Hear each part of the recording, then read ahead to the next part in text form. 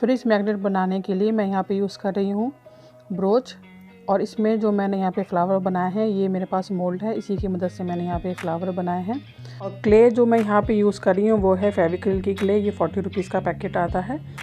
तो इसी क्ले की मदद से मैंने इसमें से ये दोनों फ्लावर बना लिए हैं।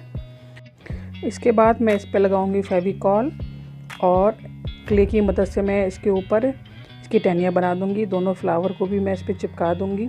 फेविकॉल भी जो है वो मैं यहाँ पे फेविक्रिल का ही यूज़ कर रही हूँ, ये फैब्रिक ग्लू है। और इसके अलावा जो है मैं इसके ऊपर क्ले की मदद से पत्तियाँ बना दूंगी और फिर इसको सूखने के बाद हम इसके ऊपर कलर कर देंगे। तो मैं यहाँ पे जो है वो एक्रेलिक कलर यूज़ कर रही हूँ। जो भी सामान मैं इसमें यूज़ कर रही हूँ मैं सब कलर आपको दे दूँगी।